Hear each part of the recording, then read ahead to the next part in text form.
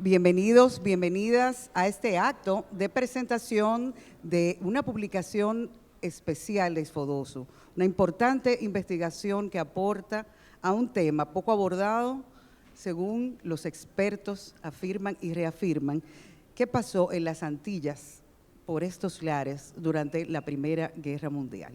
Iniciamos ambientados a ritmo de violín. Y vamos ahora a disfrutar de una actividad con expertos que nos van a hacer profundizar en este importante tema. Les presentamos a las personalidades que presiden este acto, encabezado por nuestra señora rectora, doctora Nuris del Carmen González.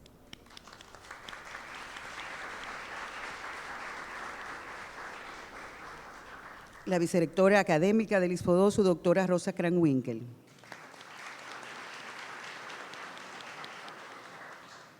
Y dos de los historiadores, maestros, expertos que nos van a acompañar a abrir el apetito por esta obra.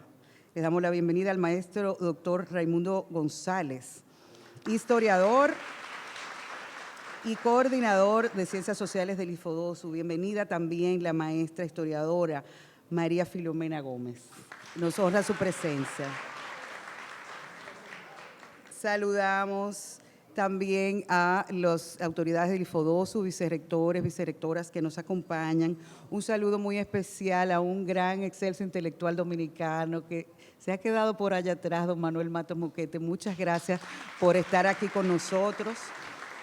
Y una calurosa saludo y bienvenida a estos estudiantes de la escuela, doctor Manuel Tejada Florentino y del Liceo Costa Rica. Nos encanta tener su presencia en estas actividades como academia especializada en la docencia que somos. Inmediatamente para las palabras de bienvenida y centrales del acto vamos a pedir la presencia en podio de la señora rectora del ISFODOSU, doctora Nuris del Carmen González.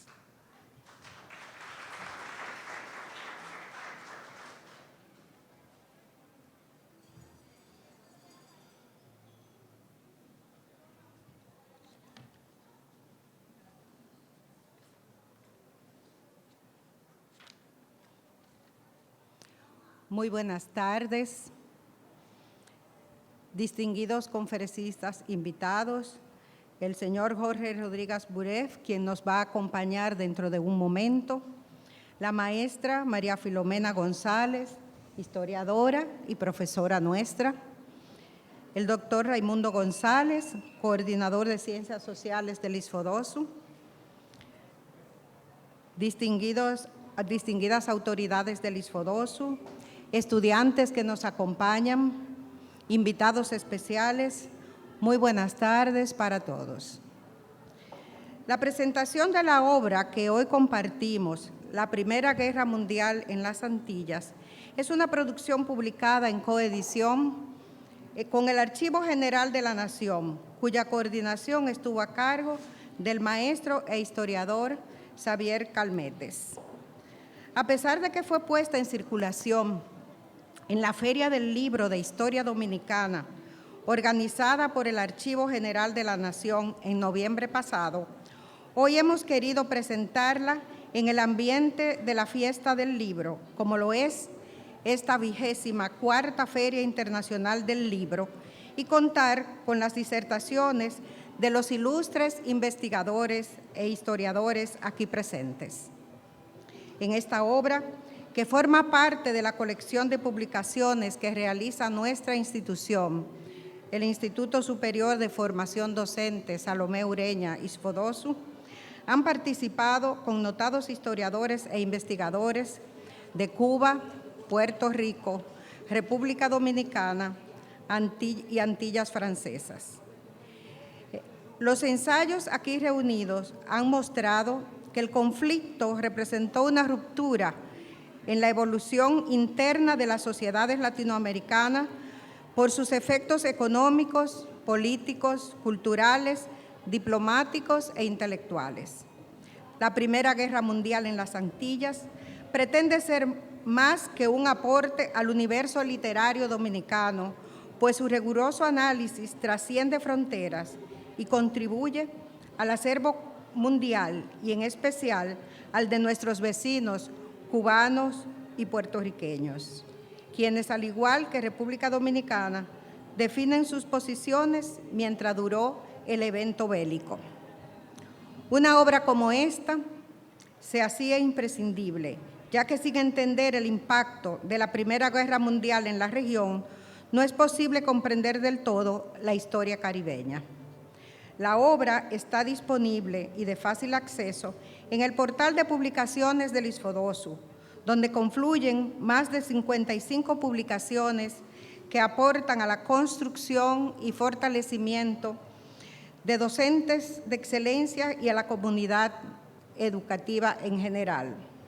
Les invito a visitar nuestro stand en el pabellón universitario, ubicado en la Plaza María de Toledo, donde podrán disfrutar de sus contenidos. Esperamos que disfruten de la interesante presentación que realizarán nuestros expertos en esta tarde. Muy buenas tardes y bienvenidos.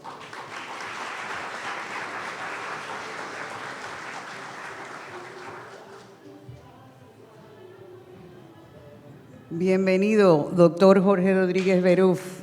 Un aplauso, coautor de esta obra, nos honra con su presencia. Él está en un periplo de conferencias en el país y estamos muy contentos de tenerlo esta tarde. Entonces, a continuación, los expertos, ¿verdad? Don Jorge, la maestra María Filomena González, le devuelvo su apellido real, y el doctor Raimundo González, van a disertar sobre lo principal del contenido de esta interesante obra. Buenas tardes, un placer estar con ustedes y agradezco la invitación de ISFODOSU para esta importante actividad de la presentación de este libro sobre la Primera Guerra Mundial en las Antillas. Quiero decirles que yo he trabajado el tema de las guerras en el Caribe, pero he trabajado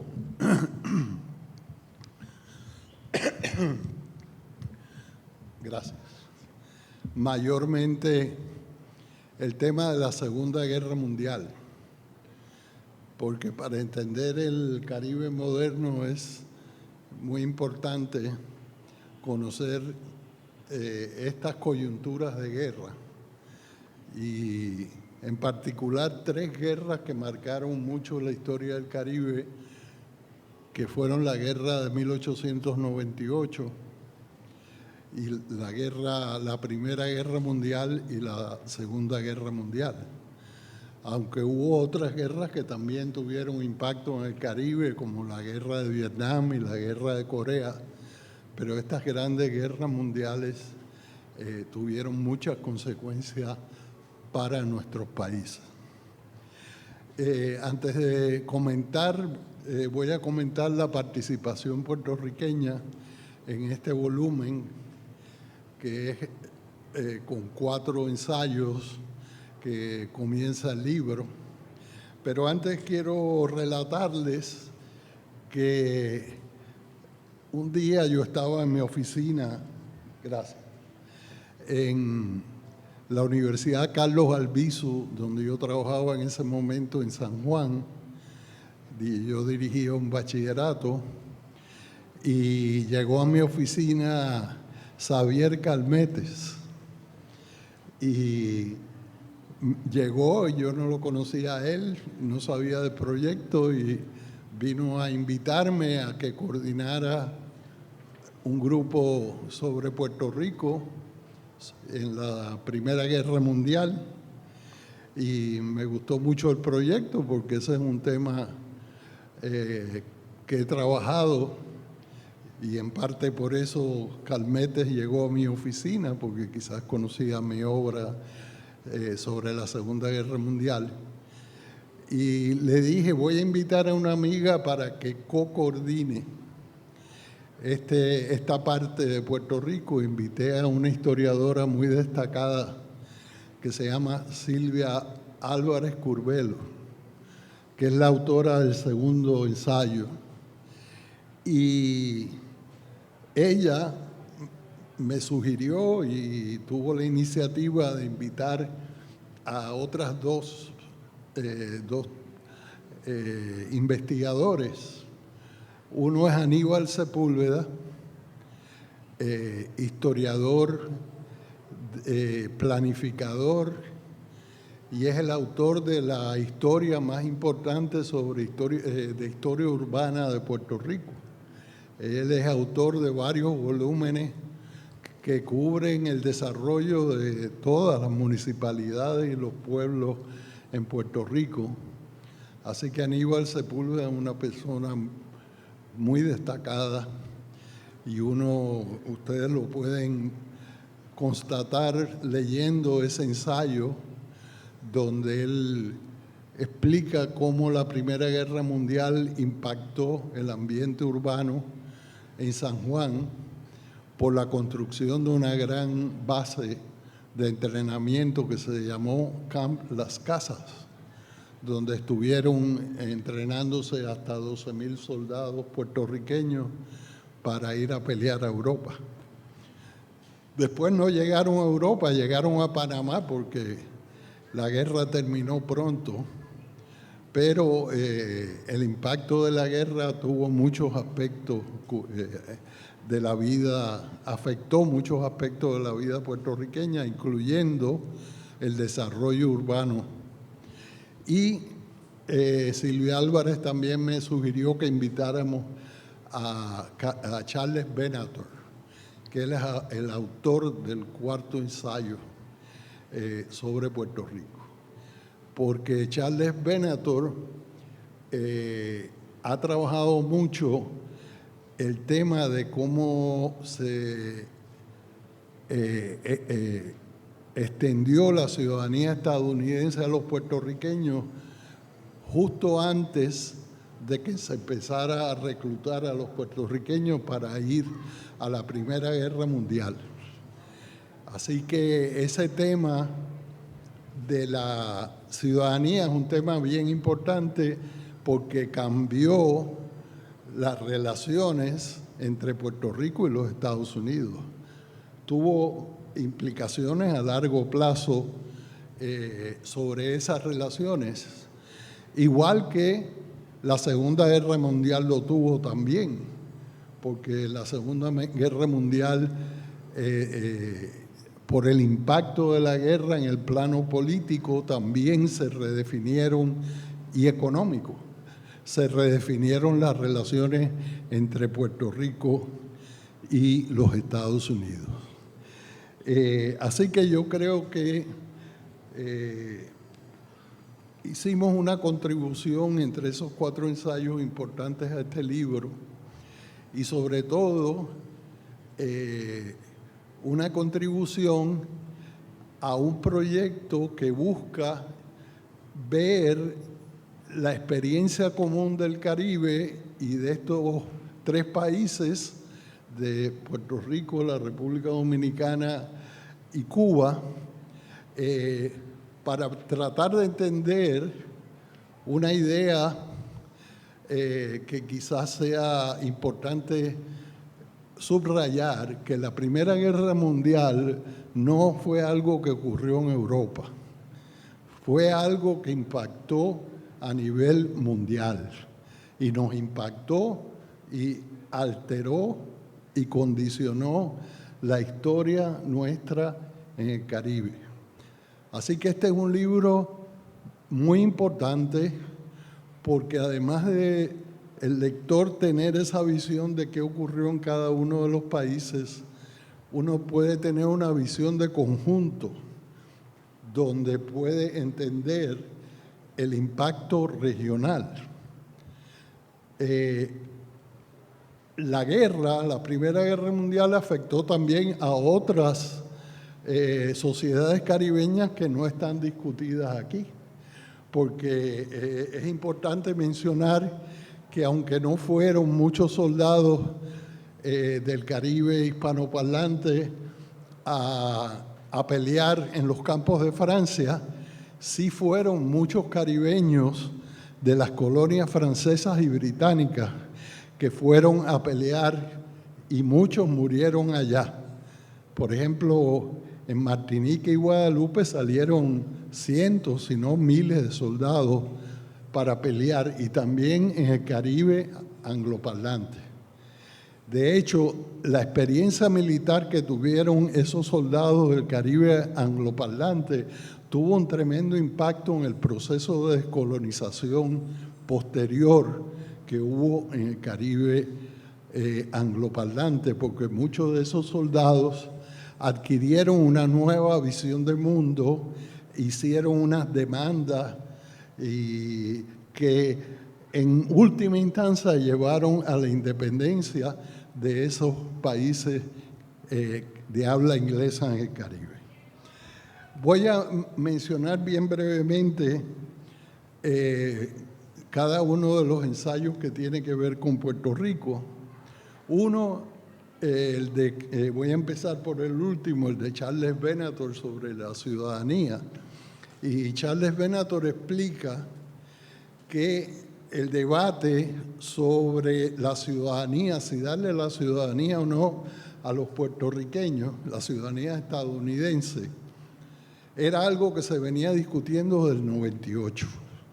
De hecho, hoy me lo estaba preguntando el profesor David Álvarez cuando veníamos para acá, porque los puertorriqueños después del 98, aunque Puerto Rico se convirtió en una colonia de los Estados Unidos, no eran ciudadanos estadounidenses, sino que eran llamados naturales. Es decir, Estados Unidos trataba a Puerto Rico, aunque era parte de los Estados Unidos en el sentido de ser una posesión de los Estados Unidos, como si fuera un país extranjero. Pero cuando viene la Primera Guerra Mundial, era necesario generar lealtad entre los puertorriqueños, porque había una preocupación de que Alemania entrara en el Caribe y encontrara apoyo en algunas de las sociedades caribeñas. Así que uno no puede entender el tema de la ciudadanía sin entender la guerra. Y Venator nos explica cómo todo este tema de la ciudadanía se venía discutiendo desde antes, pero fue la Primera Guerra Mundial la que llevó a que el Congreso de los Estados Unidos pasara una nueva ley y le extendiera la ciudadanía a los puertorriqueños, pensando en parte sobre la base de consideraciones militares y geopolíticas para lograr la lealtad de los puertorriqueños en el contexto de la guerra. El otro ensayo, el de Aníbal Sepúlveda, ya me he referido a él antes en mi comentario, y él analiza primero, nos explica que el impacto urbano de las consideraciones militares de una metrópoli es anterior a los Estados Unidos. Si ustedes conocen algo de la ciudad de San Juan, saben que la ciudad de San Juan es una gran fortaleza. Y esa presencia española en Puerto Rico tenía un carácter militar porque Puerto Rico, igual que Santo Domingo, era parte de una red de ciudades fortificadas para la defensa del Imperio Español. Pues cuando llegó los Estados Unidos, después de la guerra del 98, por el Tratado de París, todas las fortificaciones españolas que habían en Puerto Rico, que eran propiedades de la corona española, pasaron a control de los Estados Unidos. Y como tenía todas esas fortificaciones, los Estados Unidos no hizo grandes inversiones en bases militares porque las tenía ya, las heredó de España. Pero ya con la Primera Guerra Mundial hay un cambio, porque se introduce el servicio militar obligatorio para los puertorriqueños y van a reclutar miles de puertorriqueños. Y había un problema con esos puertorriqueños. Esos puertorriqueños eran blancos, mulatos y negros. Y había que entrenarlo en algún lugar. ¿Y qué ocurre? Que no lo podían enviar al sur de los Estados Unidos porque esos puertorriqueños eran unos andrajosos campesinos o unos mulatos o negros que no lo querían en el sur de Estados Unidos. Yo he trabajado en mi ensayo, yo me refiero al tema del racismo que hubo en la Primera Guerra Mundial, porque había en Puerto Rico unas ideas racistas entre la población, pero no había una segregación. Pero cuando llega la Primera Guerra Mundial y reclutan a los puertorriqueños, de una manera arbitraria y artificial, dividen a la tropa y crean unidades blancas y unidades negras. Pero las unidades blancas no eran igual a los americanos, estemos claros de eso. Eran blancos puertorriqueños. Y eso es una categoría racial distinta e inferior. Y entonces, eso se va a resolver con la decisión de hacer el campamento en Puerto Rico y entrenar a los soldados en Puerto Rico. Hay una carta del que era gobernador en aquel momento, que se llamaba Jagger, y Jagger dice, no podemos mandar a todos estos campesinos andrajosos al sur de los Estados Unidos. Así que tuvieron que entrenarlos en Puerto Rico, pero como les decía, esos soldados nunca llegaron a participar directamente en la guerra. Pero sí hubo puertorriqueños que participaron. ¿Cuáles? Los que se ofrecieron de voluntarios en los Estados Unidos, las familias francesas y corsas que habían en Puerto Rico se fueron a pelear a Francia y los alemanes se fueron a pelear a Francia también. Así que hubo participación directa en la guerra. Entonces, Silvia Álvarez contribuye con un ensayo extraordinario. En Puerto Rico hay una revista ilustrada que se llama El Puerto Rico Ilustrado. Esa revista se fundó en 1910 y es una revista gráfica con mucha fotografía. Entonces lo que ella hizo fue analizar cómo se desarrolló el impacto de la guerra, cómo se representó la guerra, la Primera Guerra Mundial en esa revista del Puerto Rico Ilustrado. Y ahí explora temas, por ejemplo, había mucho sentimiento a favor de Francia en Puerto Rico, y en Puerto Rico Ilustrado todavía se identificaba más con Francia y promovía la idea de que los alemanes eran unos bárbaros que le llamaban hunos, ¿verdad? Bárbaros hunos. Que estaban luchando en contra de los grandes valores universales de la humanidad, porque Francia supuestamente representaba esos grandes valores de la humanidad. Y finalmente, en mi libro, en mi ensayo, yo explico cuál fue el papel y la importancia del Caribe, más allá de Puerto Rico, cuáles fueron los cambios políticos que ocurrieron, cómo se dio el reclutamiento. Se llegaron a reclutar 17.855 soldados puertorriqueños, es decir, un contingente militar grandísimo para participar en la Primera Guerra Mundial. Cómo la Primera Guerra Mundial tuvo el carácter de guerra total. ¿Qué quiere decir guerra total? Que la guerra no es solo un hecho militar, es un hecho cultural, es un hecho propagandístico, es un hecho social, económico, y por lo tanto afectó a muchos aspectos de la sociedad puertorriqueña. Uno de lo que le menciono en el ensayo, es que se reclutaron a una serie de profesionales puertorriqueños para que dieran charlas de 4 minutos a favor de los aliados en la Primera Guerra Mundial. A esos propagandistas le llamaban 4-Minute Men. Así que no solo habían esos 4-Minute Men, todas las organizaciones sociales, Cruz Roja, Boy Scouts, todos esos se movilizaron para el esfuerzo de la guerra. Así que hubo una militarización de la sociedad.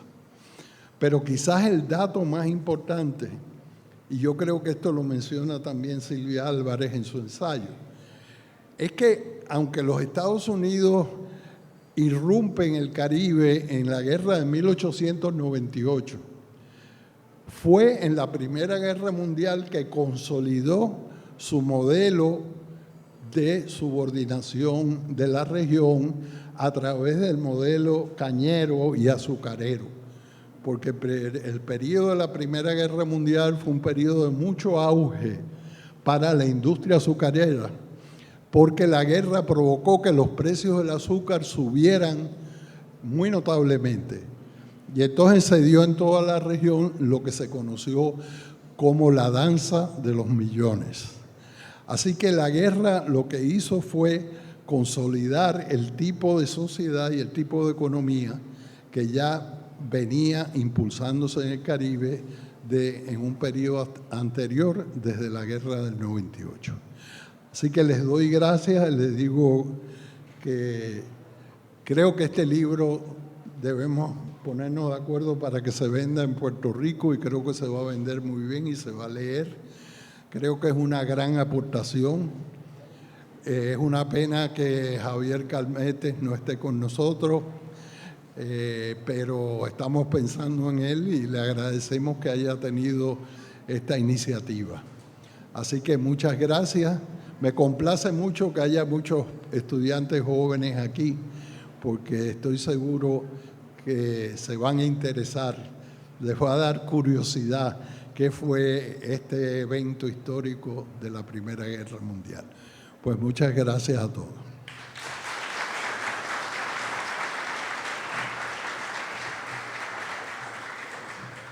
Gracias, doctor Rodríguez Beruf.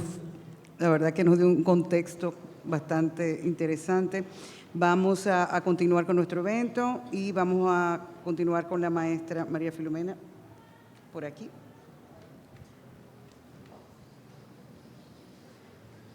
Muchas gracias. Buenas tardes a todos y todas.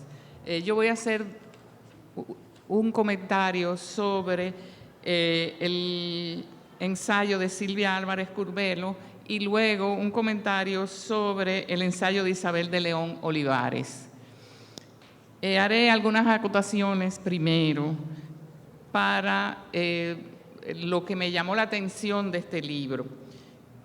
Por primera vez nos amplía el horizonte sobre las repercusiones de la Primera Guerra Mundial en el Caribe, al describir situaciones que se desarrollaron en ese momento en las Islas Antillanas. Es un enfoque que supera los límites insulares de nuestro país. Otra acotación es que es la novedad de los temas, como ya lo dijo el doctor Rodríguez Beruf, ya que supera el tradicional enfoque que solo destaca aspectos económicos y políticos. Describe, pone en relieve otros aspectos de la vida social y política. En la investigación de la historiadora Silvia Álvarez Curbelo sobre la revista gráfica Puerto Rico Ilustrado, vemos que se pasa de la glorificación de la Divina Francia, luego de que Estados Unidos entra en la guerra, a una americanización progresiva. Su hipótesis de trabajo es que la Primera Guerra Mundial fue más decisiva para afianzar el dominio colonial americano que la Guerra de España y Estados Unidos en 1898, en la cual España perdió a Puerto Rico. Álvarez Curbelo utilizó como fuente la revista Puerto Rico Ilustrado, como ya dijimos, de la cual revisó unos 1.500 documentos escritos y fotos. Desarrolló sus planteamientos basándose en estudios científicos sobre la propaganda. Repasó los diversos mensajes sobre la guerra transmitidos en la revista, los valores románticos de heroísmo y patriotismo, el manejo del morbo y las exhibiciones públicas de la muerte. Mostró cómo, al igual que en otros países de América Latina, la opinión pública en Puerto Rico estaba al inicio de la guerra a favor de Francia. La revista pasó a reflejar la incertidumbre del conflicto en los primeros meses de la guerra a la satanización de los alemanes y la exaltación de Francia. Destacó la utilización del fotoperiodismo para transmitir los mensajes y cómo publicaba interpretaciones locales de las imágenes para acercarlas a la cultura puertorriqueña. Como señala la autora, operaciones de apropiación e interpretación de la información gráfica y textual que traducen al vernáculo cultural lo que podría ser ajeno. Entre los años de 1915 y 1917, la revista reseñó las actividades bélicas enfocadas esencialmente a su desarrollo entre europeos. Para 1917, cuando los Estados Unidos entraron en la guerra, la cobertura se fue haciendo cada vez más estadounidense. Se enfatizó en el poderío militar y la fortaleza industrial y financiera de ese país, además de la participación de los puertorriqueños en la guerra. El mensaje transmitido favorecía la idea de que los Estados Unidos habían sido los salvadores de los europeos. Las imágenes sobre la participación de los puertorriqueños en la guerra destacaban el orgullo patrio, satisfacción cívica y un sentido de que la isla se vinculaba a una gran causa universal, si bien seguía manteniendo la imagen heroica de Francia. Silvia Álvarez Curbelo destacó que la incorporación de los puertorriqueños al ejército estadounidense generó contradicciones en aspectos raciales, coloniales y de exclusión lingüística y prejuicios, que sin embargo la revista no reseñó en ningún momento.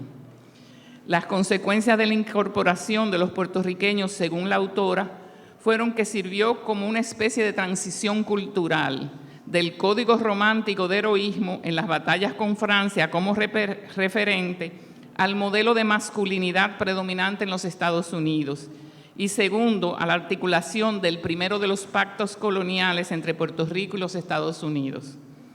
La autora concluyó su trabajo señalando que la revista Puerto Rico Ilustrado fue un medio que contribuyó a afincar la cultura de masas en la sociedad puertorriqueña, dándole un nuevo sentido y ubicación de vida participativa, y además de confirmar a los Estados Unidos como el indiscutible poder hegemónico en Puerto Rico.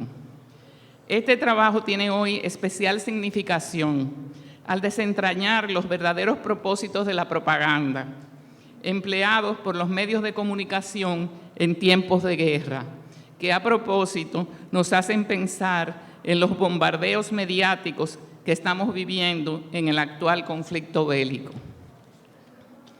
La historiadora puertorriqueña nos deja como enseñanza que siempre debemos cuestionarnos sobre la certeza de las noticias e imágenes que consumimos a través de los periódicos, televisión y redes sociales. Ella nos muestra que el oficio de historiador no puede limitarse a reproducir documentos e informaciones, sino que busca la objetividad de los relatos que tratan sobre los hechos históricos. Por eso, el documento es un recurso para la investigación y no una fuente de verdad en sí mismo. El investigador debe cuestionarlos y someterlo a análisis científico. Por cierto, y si me lo permiten, el aporte metodológico de este ensayo podría servirnos también para comprender la guerra contra el enemigo omnipresente en la sociedad dominicana. El segundo trabajo que me corresponde comentar es el de Isabel de León Olivares, titulado Woodrow Wilson y el Tratado de Versalles, impugnaciones anticolonialistas y antiintervencionistas de la intelectualidad dominicana en resistencia. El objetivo de la autora en este trabajo es analizar los discursos antiimperialistas y nacionalistas de un grupo de intelectuales dominicanos frente a la primera ocupación militar estadounidense, estableciendo la relación entre el final de la Primera Guerra Mundial y la exaltación de un tipo de pensamiento nacionalista en la República Dominicana. Parte por explicar cómo repercutió la Conferencia de Paz de París y la firma del Tratado de Versalles en las protestas de los dominicanos contra la primera ocupación estadounidense, al desencadenar una resistencia pacífica, nacionalista, entre un destacado grupo de intelectuales.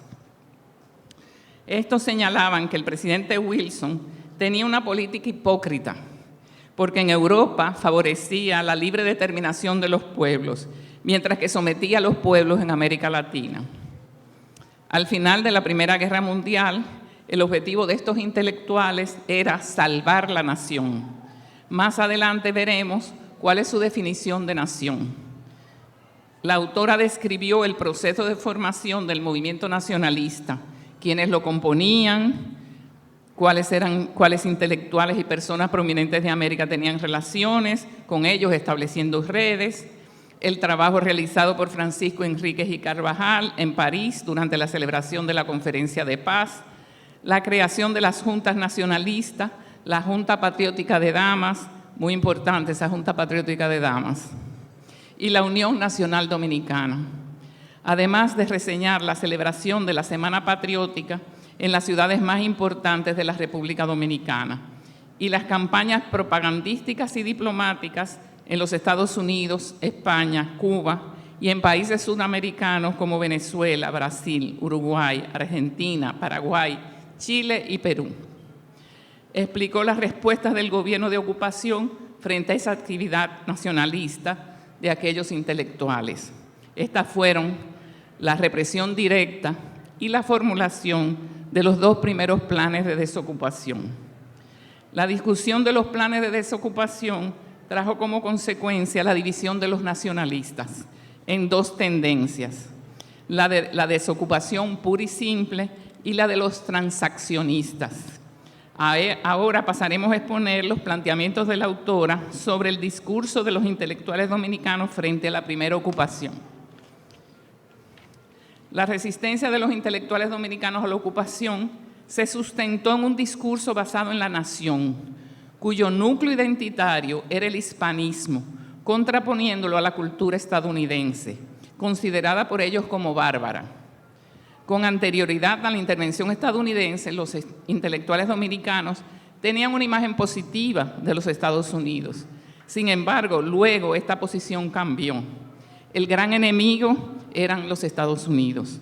Utilizaron alegorías como Gran Pulpo, Águila Rapaz, el feroz Goliat frente al indefenso David. Imágenes muy similares a las utilizadas por intelectuales en el resto de América Latina.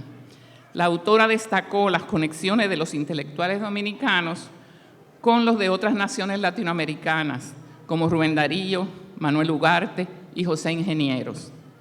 Pensadores como Américo Lugo y Félix Evaristo Mejía desarrollaron claramente el concepto de imperialismo para explicar la primera ocupación militar. Los intelectuales dominicanos relacionaron esta ocupación con la expansión de los Estados Unidos hacia el Caribe a partir de 1898. Criticaban la supuesta modernización que los estadounidenses habían traído al país. Sostenían que el objetivo de ellos era el vasallaje y la servidumbre. Atacaron con vehemencia a Woodrow Wilson como el principal autor de la ocupación, junto con los otros culpables, Theodore Roosevelt, Charles Hughes, Warren Harding, William Russell y William Caperton. La autora se propuso estudiar la influencia de otros autores latinoamericanos en la construcción de la imagen negativa de Wilson presente en los intelectuales dominicanos. Los nacionalistas señalaban como cómplices o aliados dominicanos de los ocupantes a los jefes de partidos personalistas, como Horacio Vázquez, Federico Velázquez y a figuras como Francisco Peinado y Elías Brache, los que no hicieron nada por impedir la ocupación y se transaron con el plan de desocupación de 1922. Los equiparaban a Pedro Santana. La postura antiimperialista de los intelectuales nacionalistas se expresó en la defensa del Estado-Nación y con esta la herencia hispánica como centro de la cultura dominicana. Esta herencia la consideraron como fundamento esencial de la nación dominicana, escudo protector frente al avance imperialista de los Estados Unidos y elemento integrador de la República Dominicana con el resto de Hispanoamérica. Contradecían la visión que en el siglo XIX se había tenido sobre los valores hispánicos, que eran rechazados por los intelectuales latinoamericanos. Sin embargo, a inicios del siglo XX y por la creciente penetración de los Estados Unidos, se habían recuperado positivamente. Los intelectuales nacionalistas dominicanos reclamaban la hispanidad del pueblo dominicano, revalorizando a la madre patria, a los rasgos culturales hispánicos como constitutivos de la nación dominicana, como la raza, idioma, historia, religión, carácter y costumbres. Según la autora, hubo una resignificación de la historia. El descubrimiento, conquista y colonización fue el momento fundacional de la nación dominicana, olvidando los aspectos negativos de estos procesos en la isla y dejando de lado o negando los aportes de otros pueblos y culturas en la conformación de la cultura dominicana. Proponían que Santo Domingo fue la cuna de la civilización hispánica en América, haciendo valer que las primacías de América estaban en la isla. Entendían que salvar la soberanía e independencia era salvar la nación, pero la nación como representación de la tradición hispánica. Definieron su postura antiimperialista en los términos de esa nación y de esa cultura. Todavía hoy este discurso está presente, ya no frente a los Estados Unidos, sino frente a un enemigo nuevo, creado y heredado de la dictadura de Trujillo.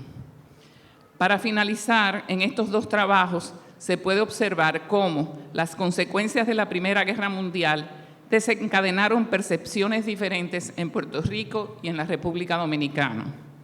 En el primero, el reconocimiento de la hegemonía estadounidense por parte de un grupo de intelectuales. Y en el segundo, el desarrollo de un pensamiento antiimperialista fundamentado en la nación como reservorio de los valores hispánicos. Muchas gracias.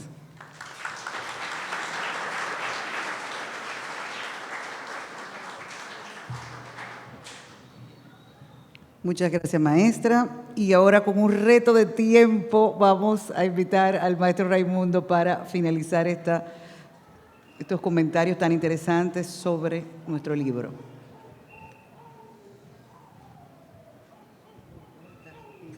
Tengo que cerrar, pero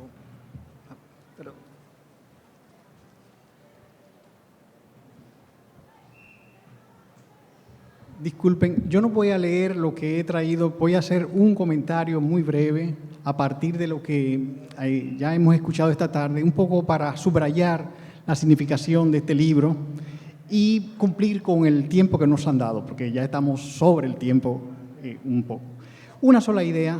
Yo creo que fue un gran acierto el de Xavier Calmet hacer esta convocatoria, así como dijo que se apareció en Puerto Rico en la oficina del doctor Rodríguez Beruf, así también estuvo por otros países y a mí mismo me pidió varias veces que participara. Yo tenía una idea, pero dije, no puedo, estoy demasiado lleno de trabajo en ese momento. Pero este enfoque nos permite ver la diversidad de acercamientos a la cultura. Fíjense cómo Morir en Francia fue un tema a partir de una revista fotográfica, el que acaba de comentarnos de Silvia Álvarez Curbero, la profesora María Filomena. Pero todavía más, la vida cotidiana, la gente expresaba sus simpatías o antipatías por Alemania, por Francia, por Bélgica, y esto era parte de lo cotidiano, del barullo del público. Y para América Latina en general esto fue de gran trascendencia, pero para las Antillas fue todavía más especial. Las Antillas venía consolidando un proyecto de nación, una idea que abarcaba todas las naciones a partir de la guerra restauradora que comenzó aquí en 1863 en contra de la anexión a España. Esa idea se llamaba el proyecto antillano, que habían forjado Luperón, Bonó, Hostos, Betances y también Martí. Entonces, ese proyecto que había nacido a final del siglo XIX, en la última parte, donde se proyectaba hacia el futuro de lo que iban a ser las Antillas, quedó precisamente por esta doble coyuntura del 98 y de 1914 herido de muerte.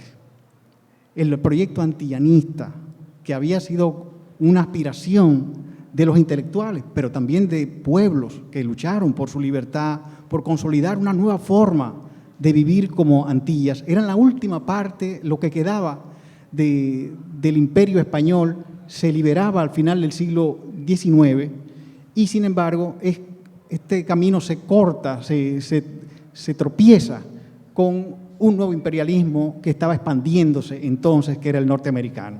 Por eso, pero se toma conciencia fuertemente en la coyuntura de la Primera Guerra Mundial.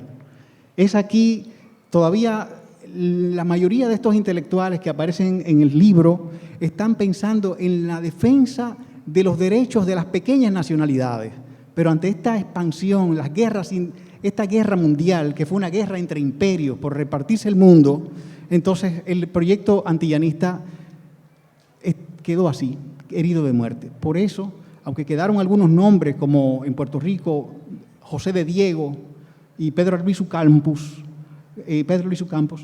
no fue posible a este proyecto cuajar. Luego vinieron la crisis del liberalismo y las dictaduras que conocemos ya del periodo posterior o el periodo de la Gran Guerra, y que comenzó con los años 30 con la crisis del 29.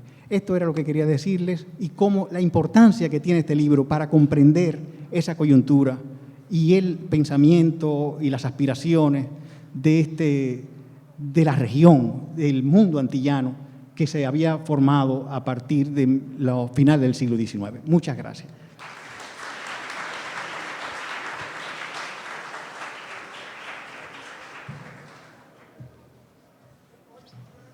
Muchas gracias, maestro. Ustedes pueden acceder a esta publicación, está en nuestro portal de publicaciones. Entren a la página isfodosu.com.do y de ahí al portal de publicaciones, porque de verdad nos han abierto aún más el apetito por esta trascendencia que significó para nuestras Antillas. Gracias, invitados. Doctor David Álvarez de la Pucamaima, que vino con el doctor Beruf. Gracias, estudiantes. Buenas tardes.